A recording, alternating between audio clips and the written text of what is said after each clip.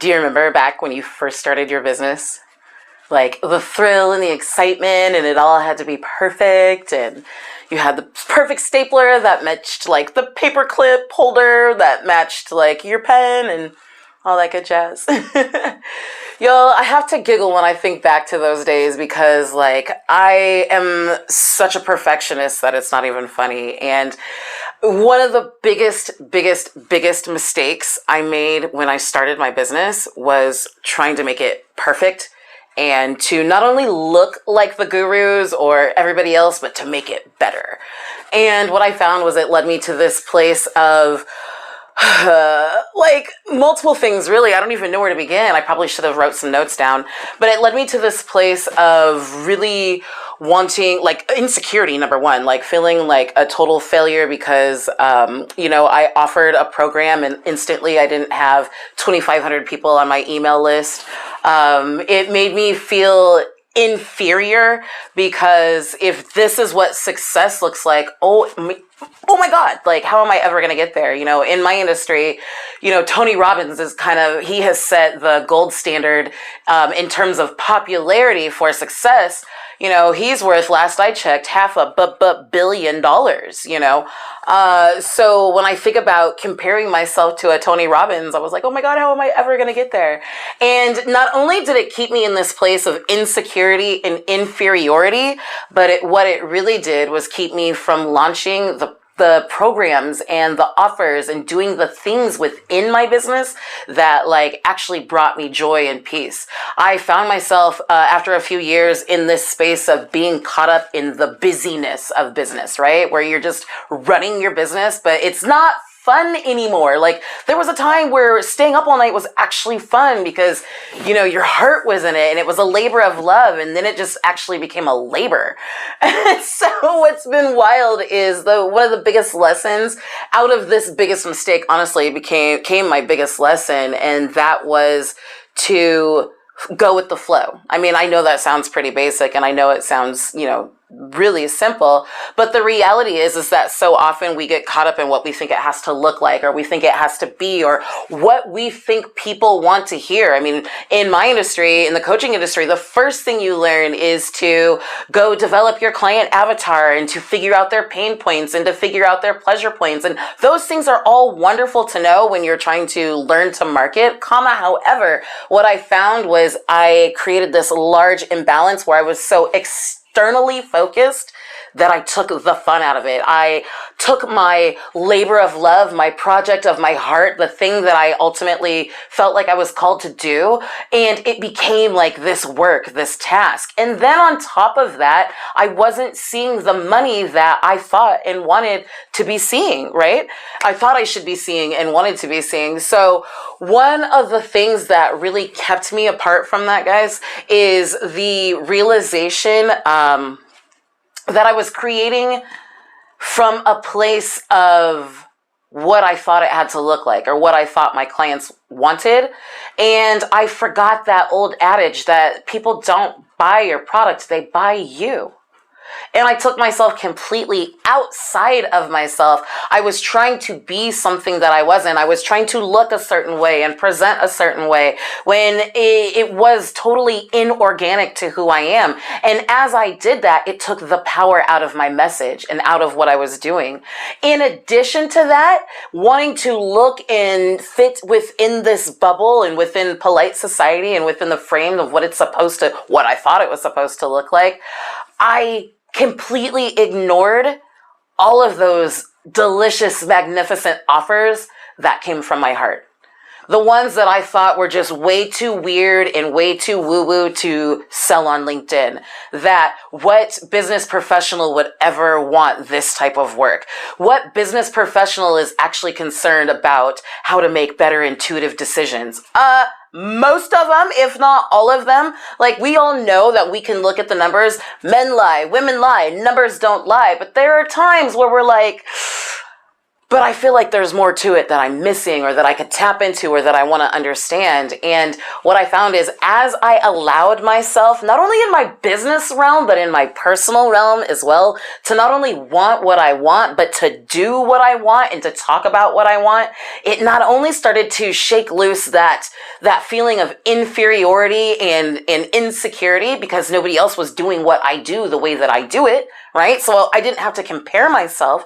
But in addition to that, it gave me the freedom and the comfort and the confidence to talk about and to do the things that I wanted to do. And all of that brought about a level of success that I never would have imagined. Because again, in the beginning, I thought I had to have an email list with tens of thousands of subscribers. And I thought I had to blog and podcast and YouTube and, every other social media aspect. And oh my gosh, heaven forbid, now we have Snapchat and TikTok since I've, started my business. And so it was too much. It was too much. And what I found as I moved more intuitively and more in alignment with my own authenticity was not only did it become fun and exciting, but I didn't have to work as hard. I didn't need all the ish that I thought I needed, because I will admit that I had a bad case of shiny object syndrome. Like if it was a new program, a new platform, I was buying it. And heaven forbid, if I could buy it on the lifetime before it went monthly, I was there. Oh, and there's a pro and an agency. Some of you know what I'm talking about. So now I'm in this space where, especially in 2022, it's been fun. This has been my year of mastery. This is going to continue to be my year of mastery. And what I'm finding in this space is it's all about getting back to basics and minimizing. And in doing so, I am being guided so deeply to go back to my origins. What got me to coaching in the first place? And I've talked about this all over social media, so you may or may not have seen it. But at the end of the day, what it boiled down to was I found myself in a place where I came into some knowledge and I realized how unempowered I was before I realized and understood my own self and my own body. This was a health transformation that I had, a natural health transformation. And what it did was it pissed me off. It pissed me off to the point where I was like, how come I didn't realize it was this easy to get healthy? How come I didn't realize it was this easy to reverse diabetes and high blood pressure? Why was the only option given to me medication for the rest of my life? And keeping in mind, when this happened, I was very much so in my late 20s, early 30s. So I came out of a place where I was pissed off. I had this massive, amazing health transformation, and I was pissed that this wasn't common knowledge. And that got me my start into health coaching. So in the year now 2022, I think back and I'm like, what brought me to this point? And at the end of the day, it's because I never want anyone to feel as unempowered as I did in that time of my life, in those times in my life. And health coaching eventually led to mindset coaching, led to spiritual coaching, which led to where we are now. This freedom of self-expression, this freedom of authenticity, because as I move more authentically in my business, and it's honestly, guys, it's so fun to see it in my clients as well. As you start to move more authentically in your business, the fear of talking about what you are here to talk about, it begins to dissipate. There are places where we're like, how does this fit in with this? And then how can I monetize it or profit from it? And there is always a flow. There's always a cross section in between. One thing that I will tell you is my biggest motto is purpose plus passion equals profit. There is a beautiful intersection between your purpose and your passion where your profit meets. So I say all that to say the biggest mistake I ever made was comparing myself to someone else. But out of it came the biggest lesson, not only in my business, but in my life, was that the level of authenticity that I hold directly equates to the level of freedom that I experience. Freedom in not only what I do and who I am in my self-expression, but freedom in the flow of my finances, freedom in the flow of new traffic, of new clients, of repeat business. Because again, people don't necessarily buy what I'm talking about. There are a million life coaches. There are a million health coaches. There are a million spiritual advisors out there, right? What they buy is me.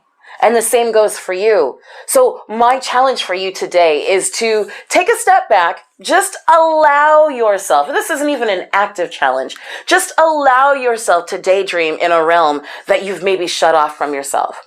right? When you first got into business, when you first started your career, there was something that excited you, that you were passionate about. Maybe it was the money. I don't know. Doesn't matter.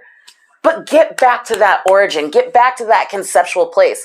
And I want you to think about all those things that maybe you dismissed or pushed to the wayside because they didn't seem like they fit, or they didn't quite make sense, or they didn't fit in with what's popular or what everybody else is doing. And what I want you to do is just to allow yourself to play within the realm of what it would feel like to incorporate those things back into your business, or to begin to incorporate them into your business.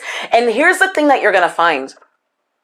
You're going to find that as you allow yourself to play with the idea, you're going to start to see, and it's going to feel like coincidence, where someone's going to say, I really wish that you included X, Y, and Z in with your services. And you're going to go, holy shit, I was just thinking about that. Or I really wish there was a place where blah, blah, and blah.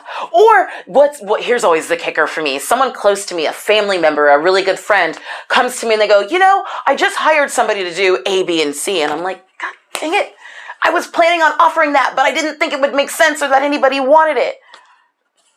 Right? You've encountered those things. So go, allow yourself to play. See where the coincidences align. And what you'll find is a nice, fun flow and a way for them to incorporate into what you're currently doing into your business. Now, here's the kicker. The fun part, is releasing all the bullshit that's tied up with why you never did it in the first place. But don't worry.